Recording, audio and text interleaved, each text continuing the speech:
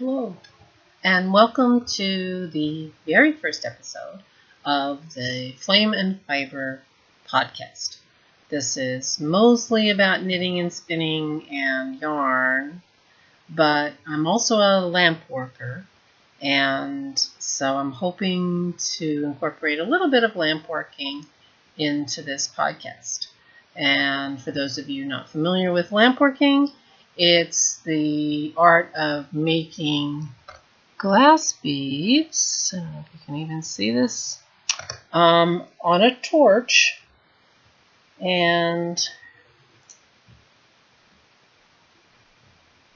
these are beads that I made and then made into jewelry. And I have been on a hiatus from my lamp working because my knitting and yarn stuff has been kind of my main focus. But I'm getting the urge to go back to doing some lamp working, but I really would like to figure out how to combine my lamp working with my knitting. So I'm thinking stitch markers, progress keepers. I can also do thinking about doing some orifice hooks for people who are spinners, and shawl pins, and I'm even going to try my hand at making some glass buttons, which should be fun. So that's my plan. But for now, this is mainly a knitting and spinning podcast. I should introduce myself. I'm Barbara. I am a relatively new knitter. I've been knitting for over 3.5 years now. I'm coming up. I just noticed my 4th anniversary in Ravelry will be in February, and I found Ravelry pretty quickly after I started knitting. A friend at work who knits turned me on to Ravelry, which was nice because Ravelry's amazing. Ravelry's amazing in the world of the internet, even if you're really not a knitter, because of the amazing community and the value it adds to the people who use it is really amazing. And I'm not sure what else to tell you to start with. It might be a little boring for me to go on and on, but I first came to podcasts and discovered knitting podcasts last year. I think it was in November by accident. And I was looking at, I taught myself how to knit with YouTube videos. So going to YouTube for knitting stuff is, sort of second nature, I'm sure, to most of you too. And I had been looking at a video about the Anything But Lazy Kate. I was looking for a new Lazy Kate because I had just gotten a spinning wheel and I was trying to find a better Lazy Kate than I had, and found Lee Christensen's, I think her last name is Christensen's, video on her Anything But Lazy Kate. And I discovered she had other videos, and it turns out she has a podcast. She's Luli, and it's a lovely podcast. She seems like a really lovely woman. She's from New Zealand, but lives in England. I think the north of England, but I don't know English geography very well, so possibly not. Her husband is a fisherman and is often out on his boat, and she has dogs and is a lovely knitter and has a wonderful podcast, Luli, if you haven't seen it before. So she was my first introduction to knitting podcasts, which made me find more. And of course, I found lots of amazing podcasts. And almost as soon as I started watching podcasts, I thought, oh, that looks like so much fun. I would love to do that. But I had no idea how to make a video. I mean, I have an iPhone. I don't really know how to use it very well. It's embarrassing to say because I should, but I don't. And it doesn't seem to have a lot of space on it, so I don't know how people make these videos with their phones, to tell you the truth. But I haven't figured it out. But anyway, I'm using my laptop. It seems to be working. I hope it's not like crazy bad production that makes you just want to stop watching immediately. Actually, I hope you don't want to stop watching at all. But, so anyway, I finally got up the nerve to try to do a podcast.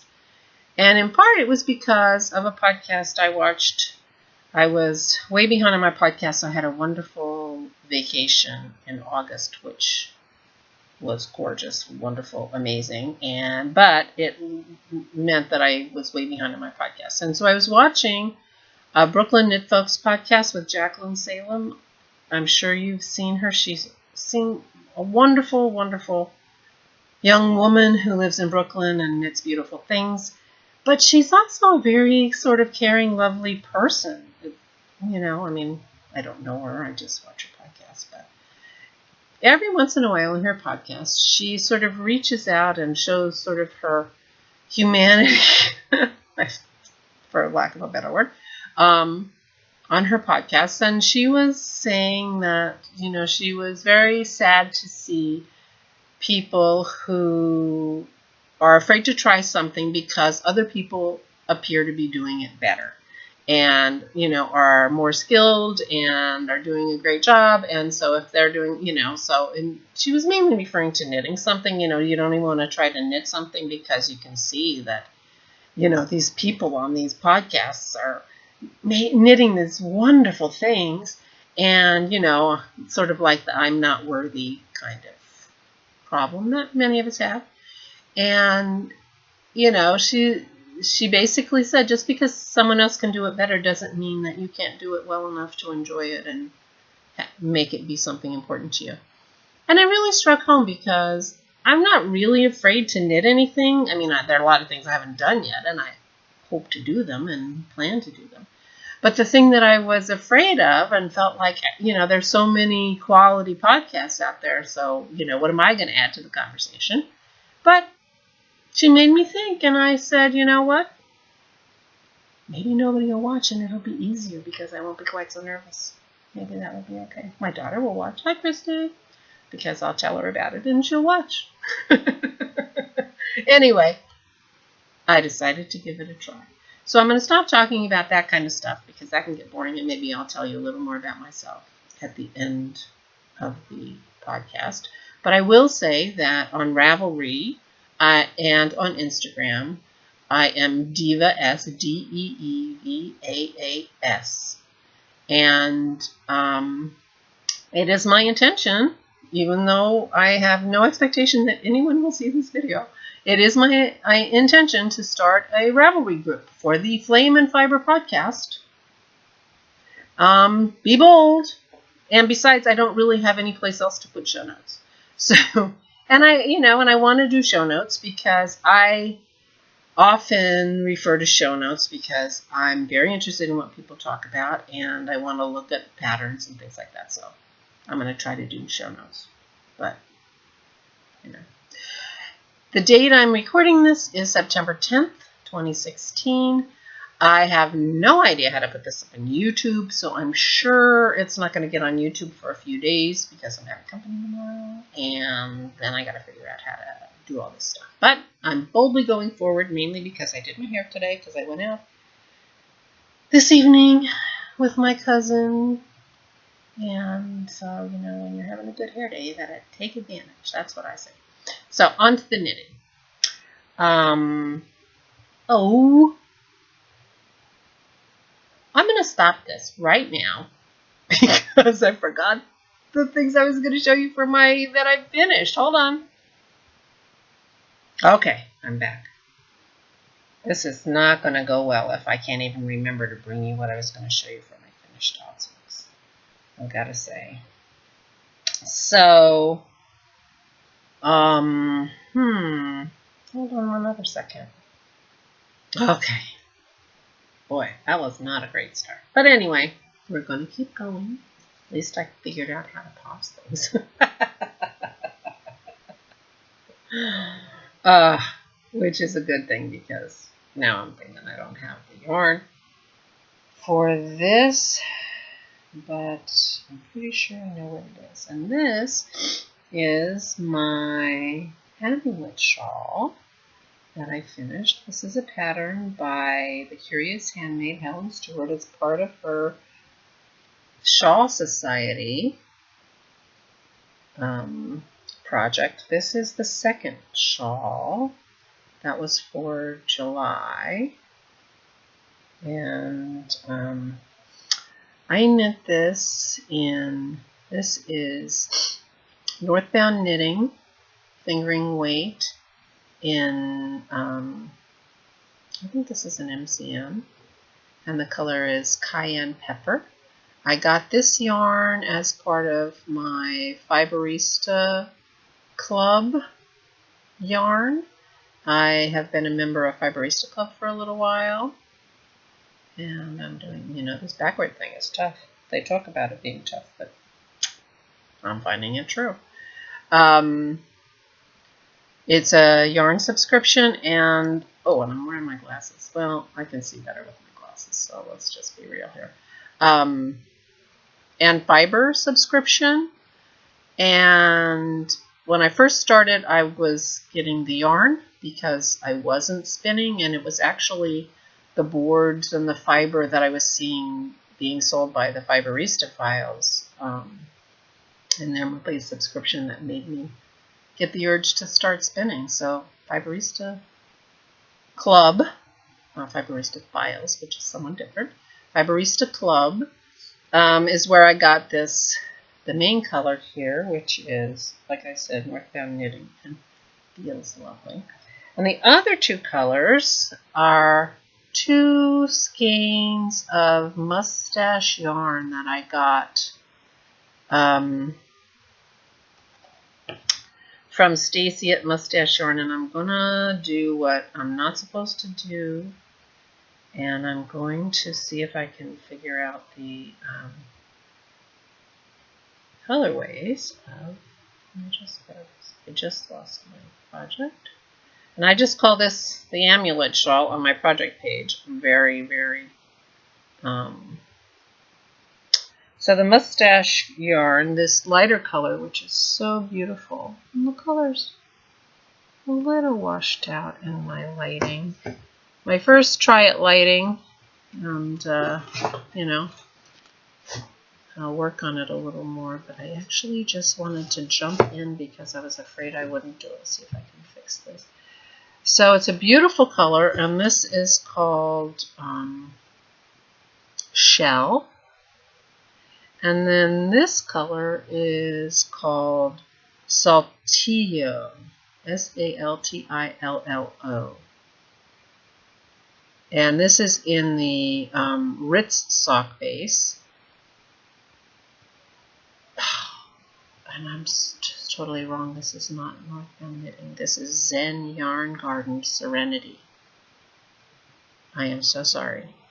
It's Zen Yarn Garden Serenity, and I will put that correctly in my notes. And it is from the Fiberista Club. I just completely forgot that. I'm so sorry. It is, yeah, 70% wool, 20% cashmere, and 10% nylon. Gorgeous, gorgeous, gorgeous. I'm so sorry. Zen Yarn Garden. I do have Northbound Knitting back there in my stash, so I just got it wrong, and I'm sorry. So, Zen Yarn Garden and Mustache Yarn, and the Ritz fiber, the Ritz sock is 75% wool, 20% nylon, and 5% stellina. And this is just a soft and lovely yarn, and I was glad to find something that I could put them together with. And I think the colors go really, really well. I'm so happy with it. And this is a beautiful pattern with some lovely lace. And this is the second in the series of Helen Stewart's The Shawl Society. Gorgeous, gorgeous, gorgeous. And of course, I'm getting warm because I couldn't put the overhead fan on because it would be annoying for you. All right. Second thing I have to show you that I finished recently are these socks. These are my first ever monkey socks by Cookie A. I'm so excited, and I had so much fun knitting these. I'm definitely going to be knitting more monkey socks. I just thought they were so much fun, and I think they turned out gorgeous. This yarn is fun. This was, I said I was on a big vacation in August, and it started in Amsterdam. And of course, if you're going to Amsterdam, and you want to have, yarn souvenirs, Stephen and Penelope's. So of course I went to Stephen and Penelope's, and I got this yarn there, and it is so funny. It's onion knit yarn, and it's nettle sock yarn. So it is 70% wool and 30% nettles. I find this whole thing where they're making yarn out of this interesting stuff so amazing. So anyway, they feel wonderful. I'm so excited. They're squishy and gorgeous, and I love the color. The color didn't have a name. It was just called 1021. And I was really tickled. So these were vacation knitting. And besides the nettle factor, the other thing they come in 50-gram balls already balled up, and I knit my socks 2 at a time. So it was really easy for me to start socks on my vacation because they were already in the 50-gram balls. But I have lots left over, which I'm excited about too. So I don't know what I'm going to do with that. I did start a cozy memory blankets a while ago. We'll see how that goes. But anyway, these are so much fun, and I will definitely be doing more monkey socks because that was great. And these were done on size 1 Chiagu red lace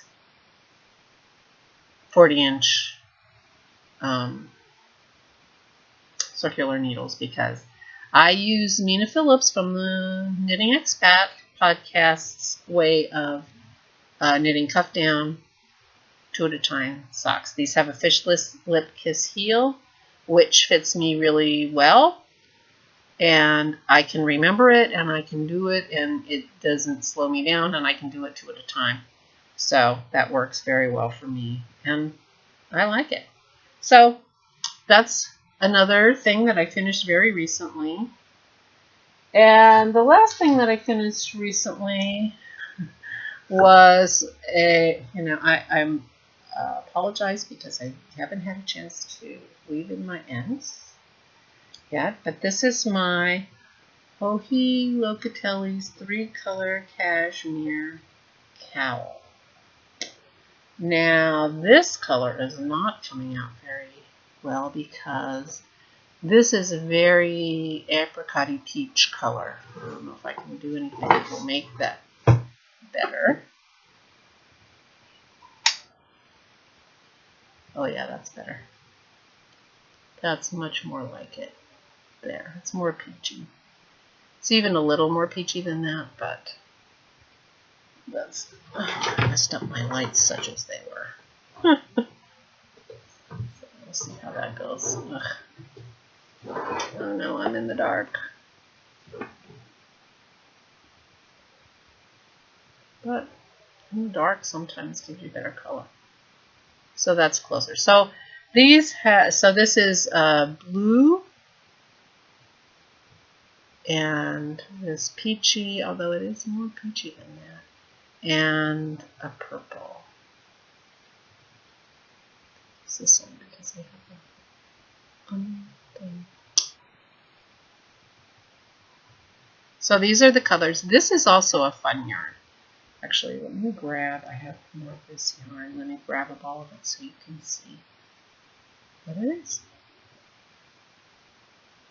You won't be surprised to hear that I'm not editing because I have no idea how to do that. But I can pause. So that's what I'm doing. So this yarn for the tricolor 3-color cashmere cowl is called Milk Baby Trico Art. And it is 70% wool and 30% milk fiber, which I find so interesting. The whole thing is so interesting. This whole new... So this is a different color, but I bought a bunch of this. This was also souvenir yarn. I have a hair thing. I do like to buy yarn as a souvenir, I have to admit. And we were in Barcelona. That's a That's a good color. So this is the purple and the blue and the peach color. And so this was souvenir yarn from Barcelona, which is so soft. I'm sure it's for babies, but that's another story about my grandchildren knitting. I have 2 granddaughters now. One of them is not even a newborn. She's so tiny. I knit her a blanket and a half, but I need to knit her a sweater. And but anyway, this is such yummy yarn and so soft. So this is an interesting pattern. I enjoyed knitting it, but I have the problem with this that I had with 2 other cowls that I made when I was a much less experienced knitter. I'm not that experienced now, but I was a much less experienced knitter at the time. And it's that my cast on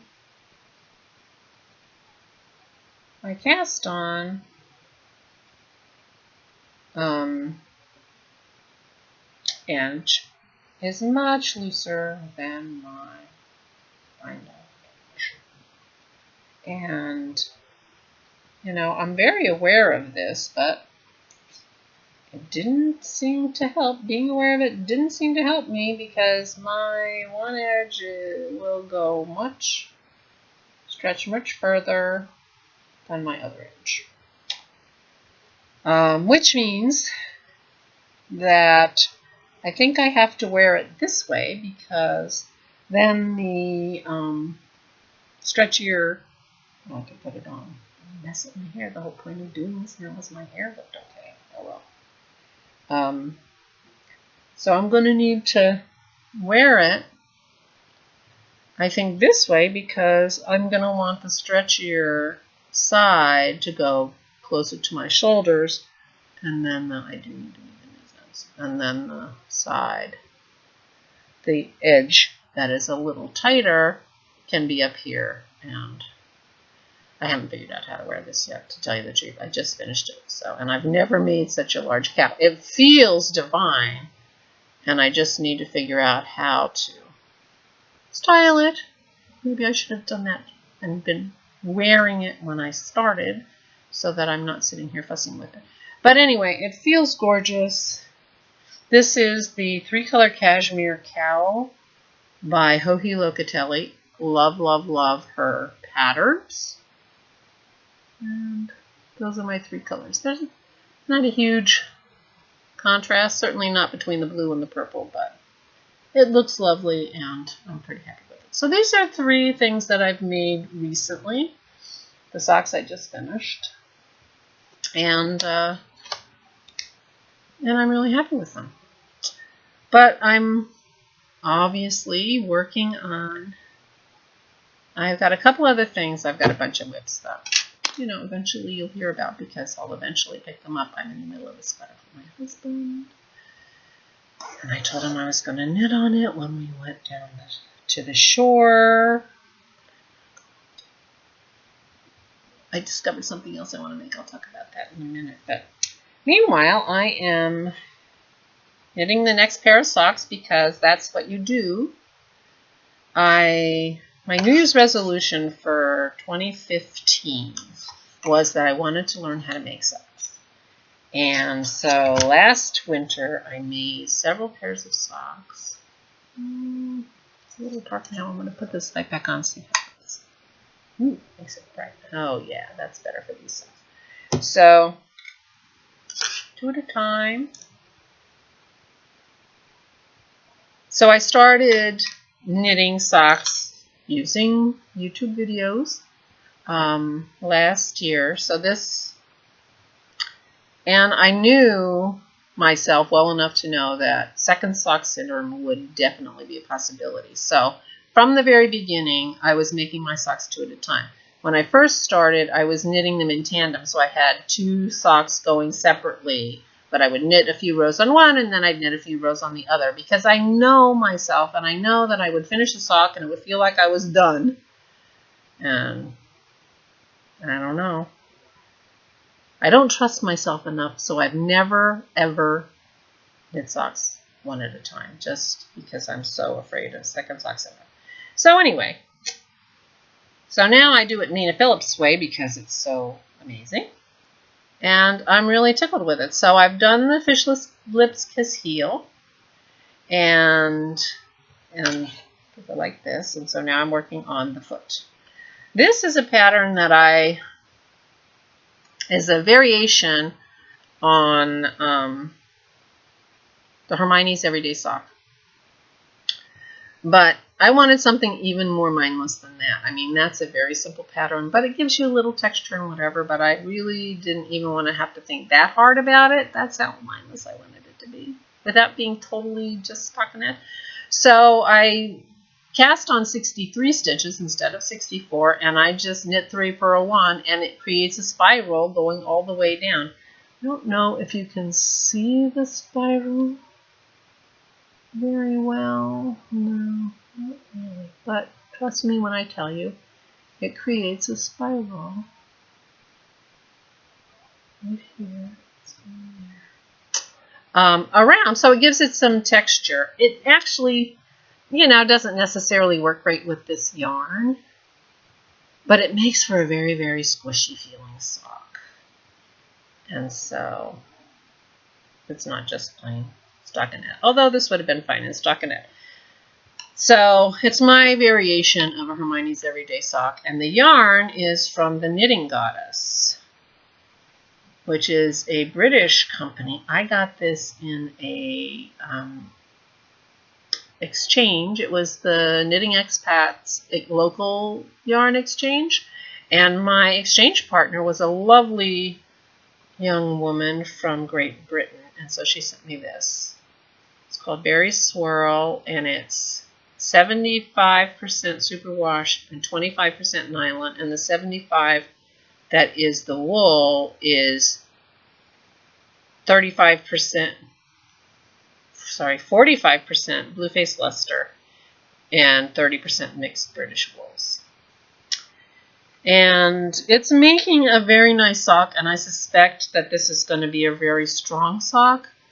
But it's not quite so lovely in my hands, even as the balls are. When you feel the sock, the yarn, it feels a little softer than it's knitting up.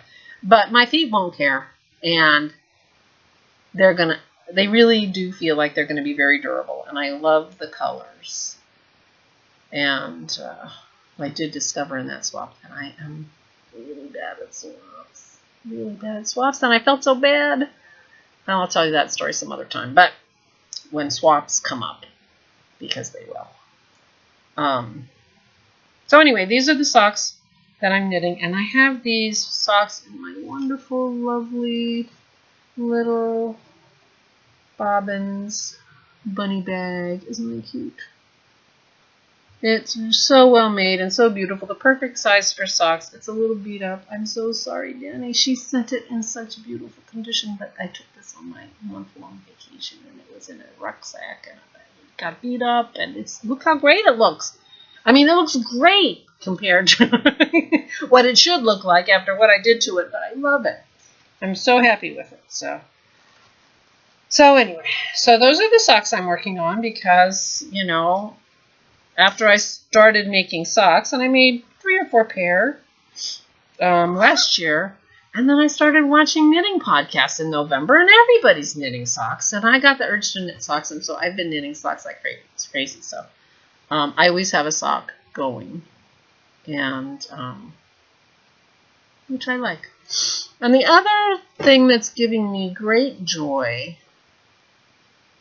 I'm moving my light around. I don't know how this is going to work. I'm going to have to clear my space here better.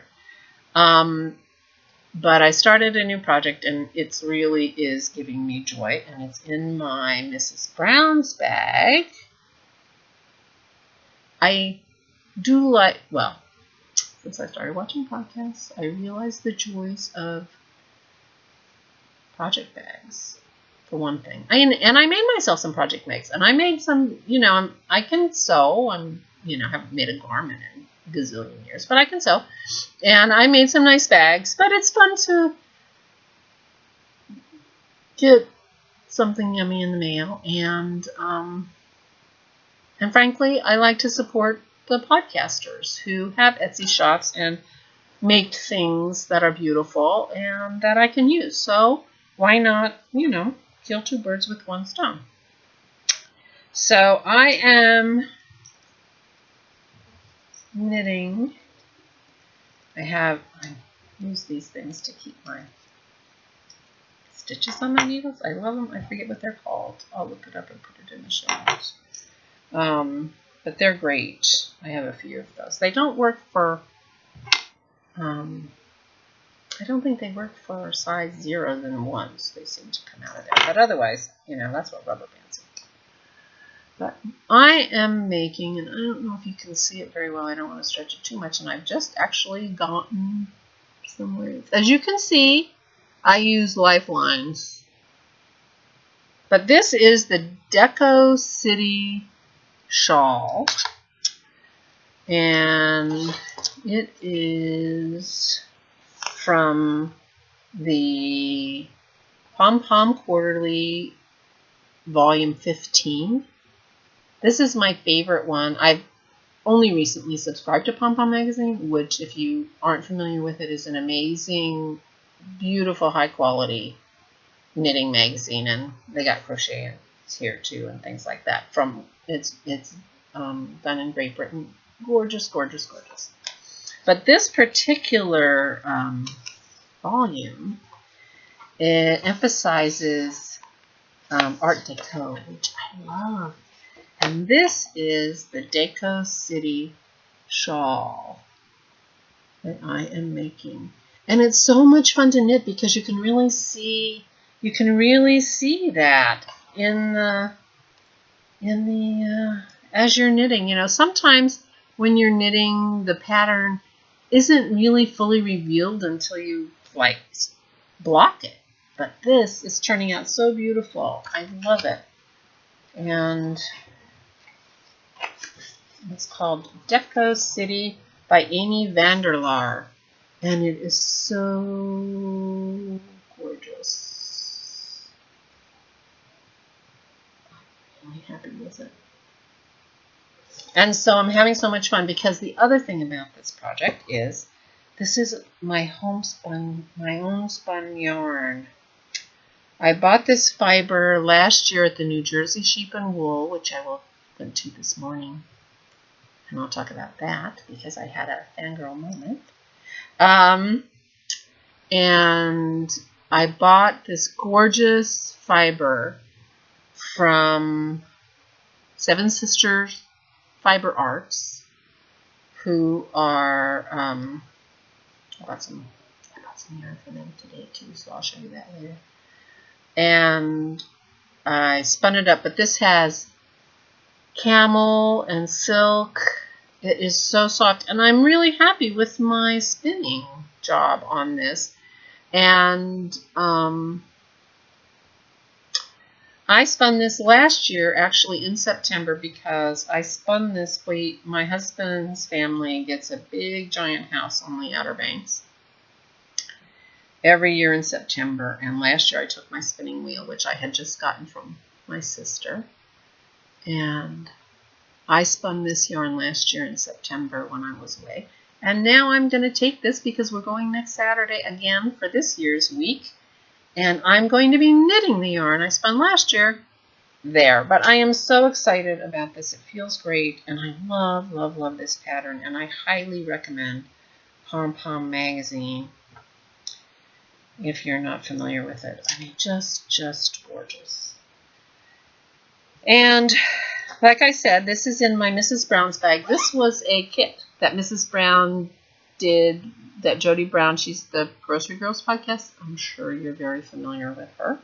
And this was a kit that came with self-striping sock yarn that was dyed by the Yarn Enabler, who is Amanda on the Dye Another Day podcast. So, anyway.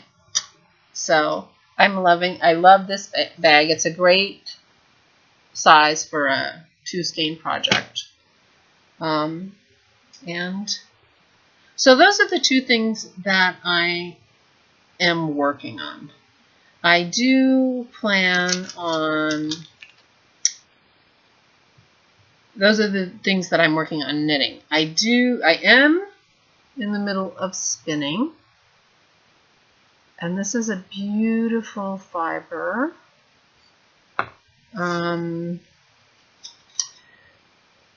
it's from Wool Gatherings. It's 40% camel, 40% merino, and 20% silk. And I have had this fiber for quite a while. And it's 40% camel, 20% silk. And I'm a relatively new spinner. I've only been spinning for a year and a half or so, and I got, it was drop spindling for the first 6 months. And then my sister, who in a much earlier life had been a spinner and a weaver, offered me her Ashford traditional spinning wheel. And it's very traditional. I mean, she bought it from Ashford over 40 years ago. So, and it turns out they haven't really changed very much. It is quite a traditional wheel. And so, so I have that, and I love it, and I upgraded it to the bigger. I changed the, I don't even know what these parts are called, but anyway, I use a bigger bobbin than she did, and I have more speeds, gears, whatever you call it, on it now than I did then. But so I'm a relatively new spinner and not confident. This is that fabulous fiber, isn't it beautiful? Oh, so lovely. And so I have a lot of really, really gorgeous fiber that I'm afraid to spin because I'm not very good at it. Or I feel like I'm not very good at it. And so as a result of that same Brooklyn Knit Folks podcast where Jacqueline Salem said, hey, you know what? Do it. And I was like, you're right. I have a lot of really gorgeous fiber, and you know what? If I screw it up so badly that there's nothing to be done with it, well, it was a learning experience, and it was fun to spin, and I can get more if I have to. But I have a closet full of gorgeous, gorgeous fiber. In fact, I went to the New Jersey Sheep and Wool Show today, and I didn't buy any fiber. I have so much fiber. And gorgeous fiber. Last year for Tour de Fleece, I was in the Fiberista Club's Tour de Fleece team, and I won 300 grams of cashmere fiber. And I got it undyed, so it's a gorgeous, gorgeous undyed. I haven't touched it. I'm afraid to use it. It seems, So anyway, I have a lot of really lovely fiber, so if this turns out horrible, which, I'm actually pretty happy with how I'm spinning it, it's, I don't know if you can see it very well, but it's pretty thin and it's pretty, even. So we shall see. So that's what I'm working on. That's my spinning that I'm working on, and my socks and my shawl. The next thing I'm going to be making, which is why the sweater I'm knitting, my husband isn't going to get any love while we're on vacation, is I decided I'm going to make the super bulky grandpa sweater by Joji Locatelli. Canadian knitter is knitting this, and I saw it on her podcast. It's not, not very many original ideas here, I'm afraid. The Deco City, I haven't seen anybody else making that, and I love that, so that I'm contributing that at least to the conversation. But this sweater is super bulky, and I'm thinking I might even be able to make the whole thing or get really, really far in it. Let's see, with it while we're away for the week in the Outer Banks. So this is the yarn that I'm going to make that with. I got this on sale at online at Limbs. Rowan Big Wool Silk. And this is 70% wool and 30% silk. And it feels really lovely. And it's so squishy. Can you see how huge that is? So that should knit up really quickly. And it's in this kind of blue color. I think it has a name. I actually made notes, but I can't read them, so I'm gonna, whatever. Let's see.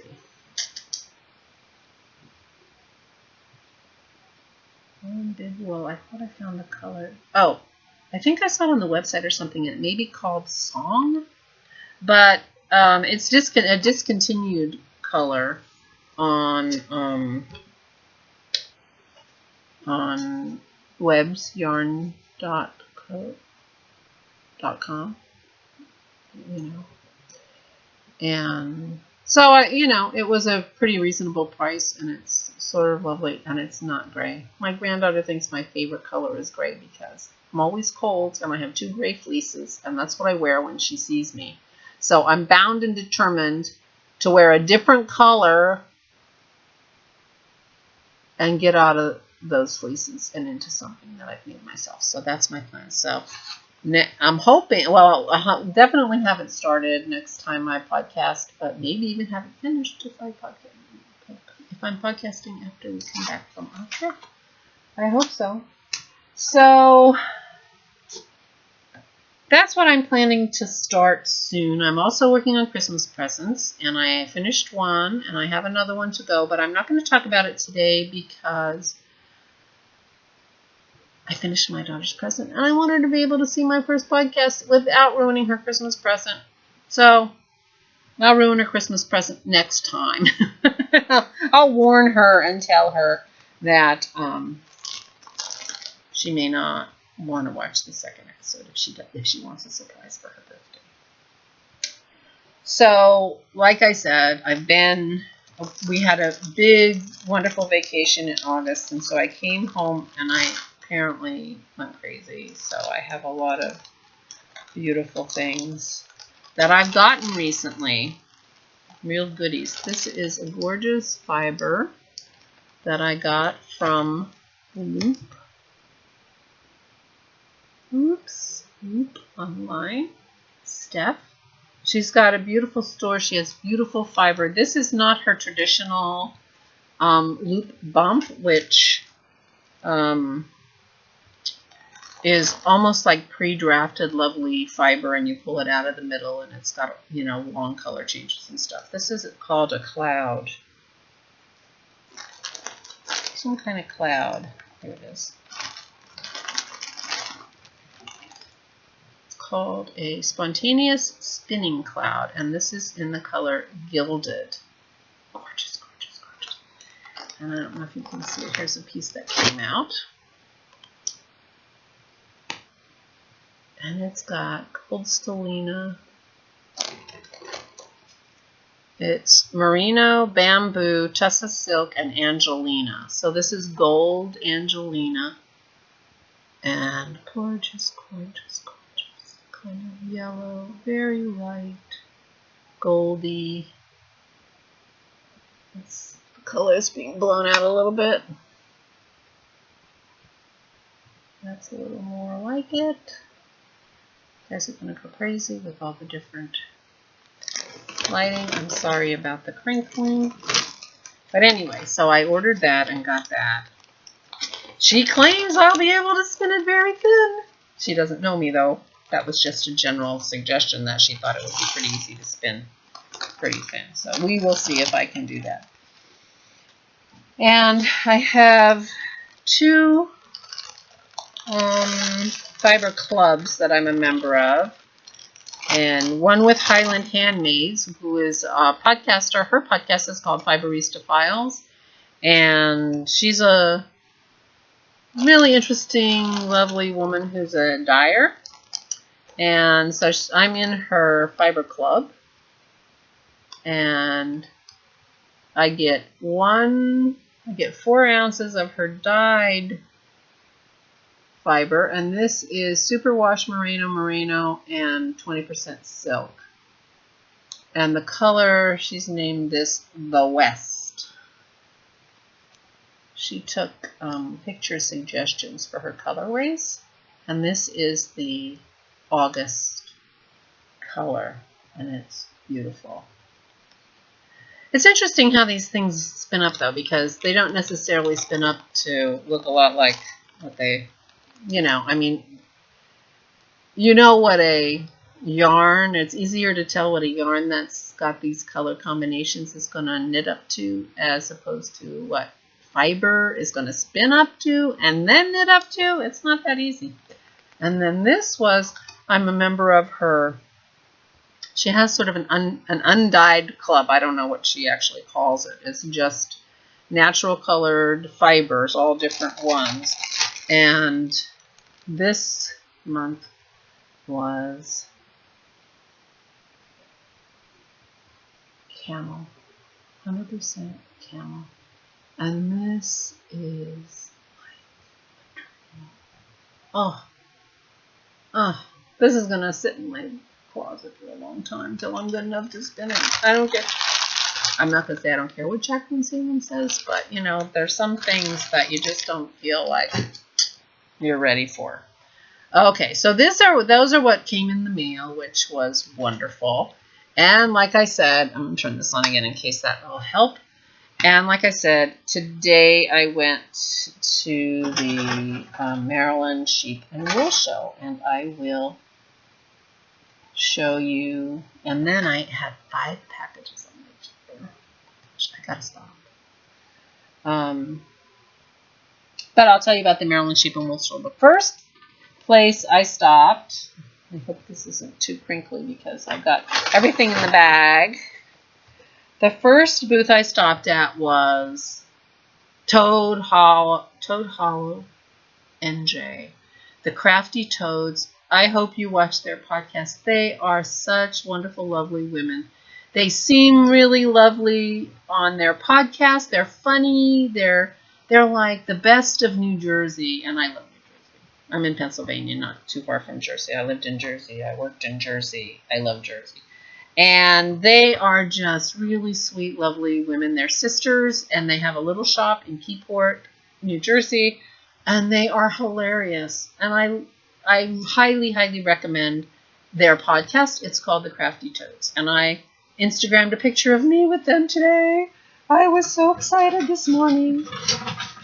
And they have, as I said, a shop in Keyport, New Jersey, and they have an Etsy shop called Toad Hollow NJ, where they sell their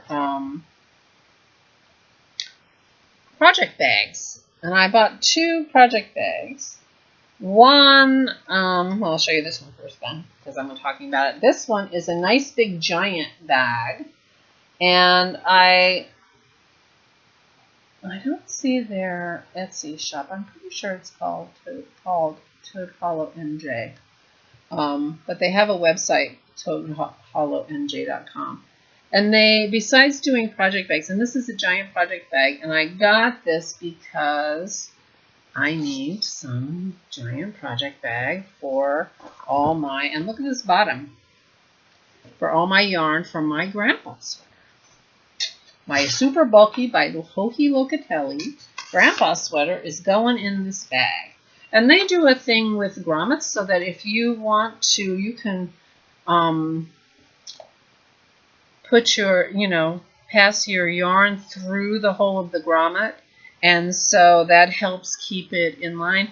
I have another one of their bags that I really like that I'm sure you'll see maybe next week when I talk about my Christmas presents. I don't tend to use the grommets, but obviously you don't have to. So this is a beautiful butterfly bag. It's got a very nice handle and a zipper, and it's got really cute flower fabric on the inside. And a nice zipper on the top. I have a lot of, tote bags that I've gotten, conferences and things like that over the years. And I'm really happy with this. So I got this today. But I've been seeing on their podcasts and on their Etsy shop these square bags, box bags, which I was very, intrigued by. And they do a really nice thing. They have a snap on the handle so that you can just snap it together if you want a handle, if you're knitting while you walk, which I generally do not do. But the other thing is, because you have a snap, you can hook it around your purse handle or something else, and so you don't have to carry it. You can hang it on something else. So anyway, and I've been doing a lot of traveling. My husband and I are now retired and doing a lot of traveling. And so I was very interested in the map fabric. It's got Australia here I'm seeing. Australia in the Pacific Ocean. Queensland. South America.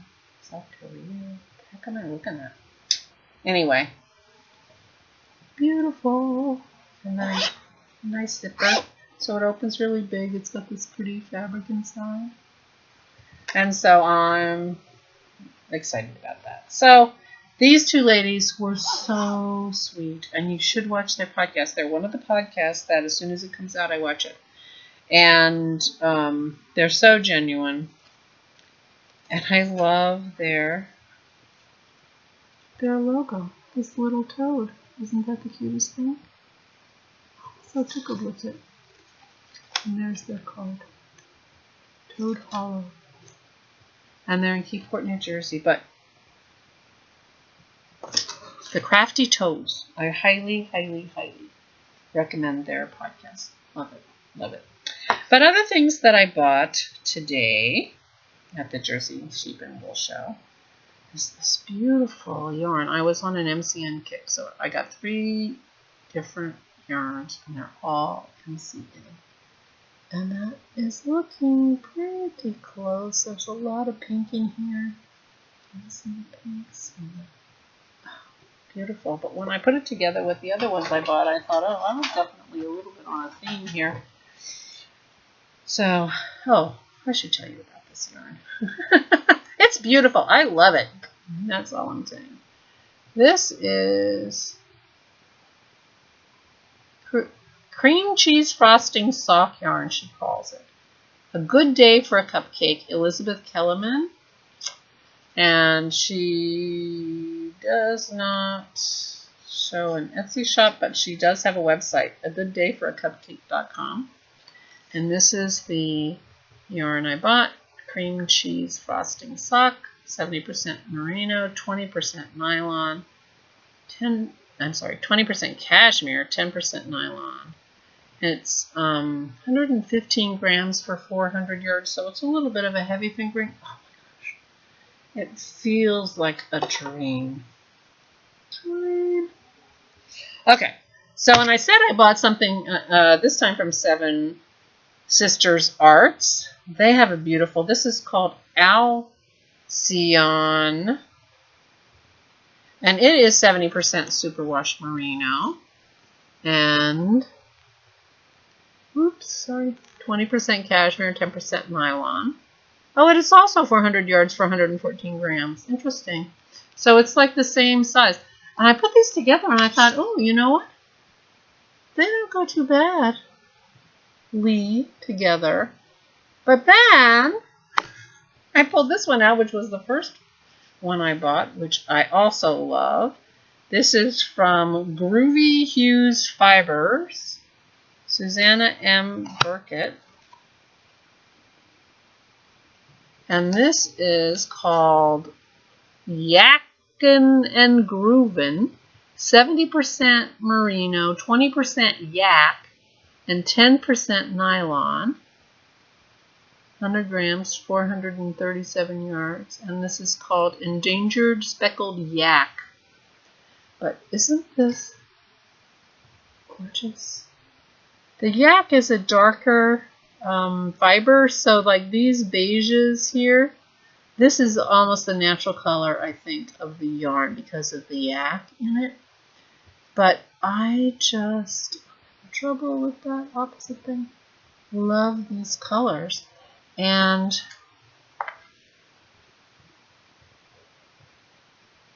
that blue in there.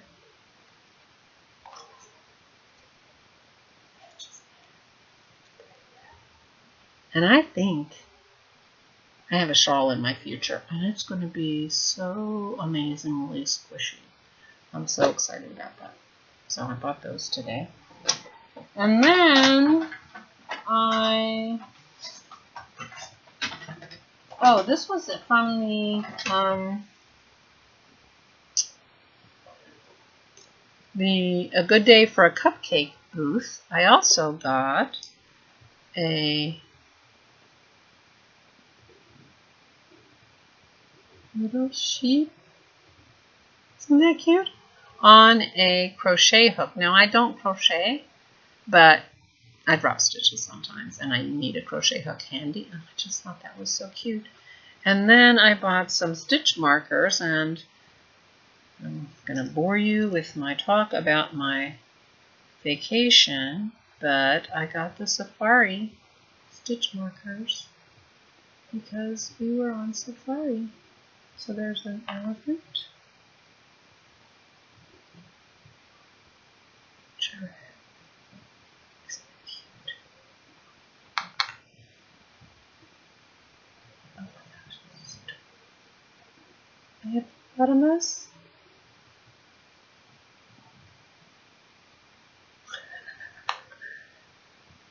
Oh my, cute is that? And a monkey.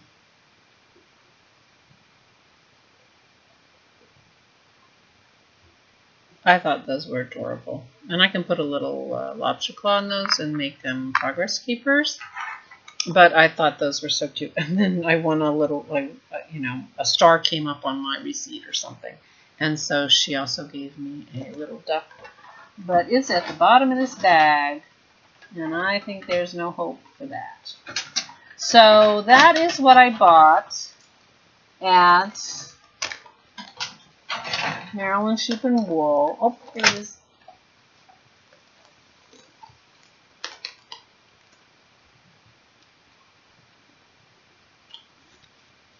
Better by my hand. See that little chick? It's like a chick. It's cute. And that one is like it's on one of those safety pins that don't have the loop, that make a nice progress keeper or whatever.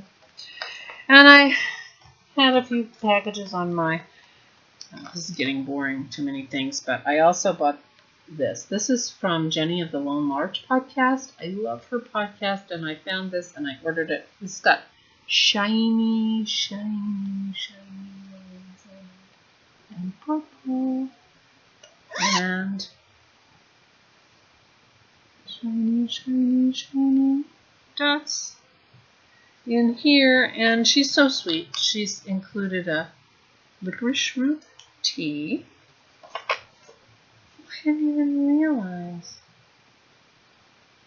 She put me a, she actually wrote a note. How sweet is that? What an adorable woman. Well, she's lovely on her podcast, that's for sure. So it's not a surprise to me, but, you know, podcasters get notes all the time in their bags, but this is my first podcast. She doesn't even know me. She doesn't know me at all. It was, oh my gosh, I am so touched.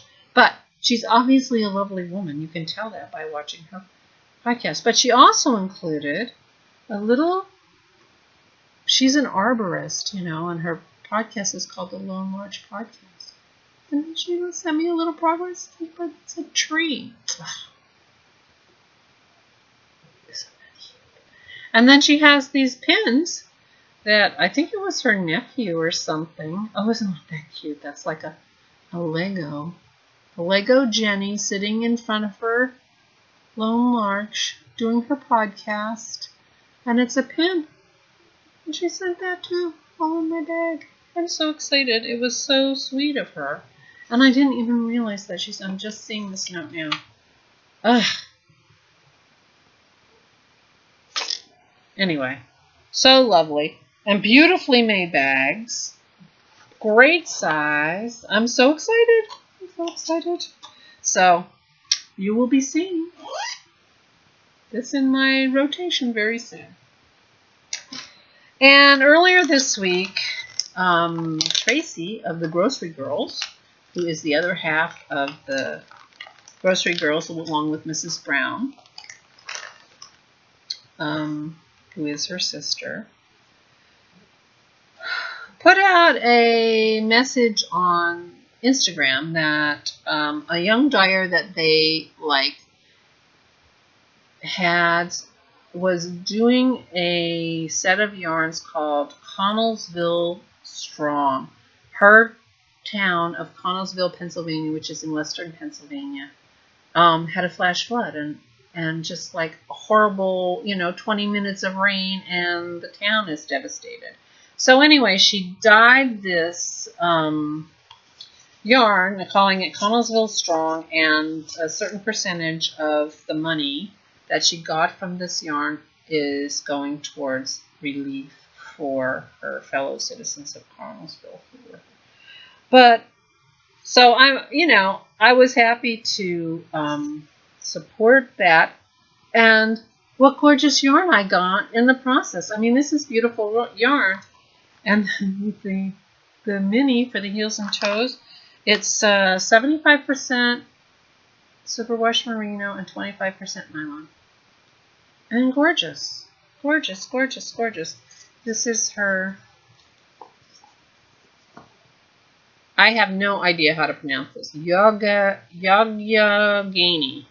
G-H-E-N-Y is Gainy. I know that from like Allegheny.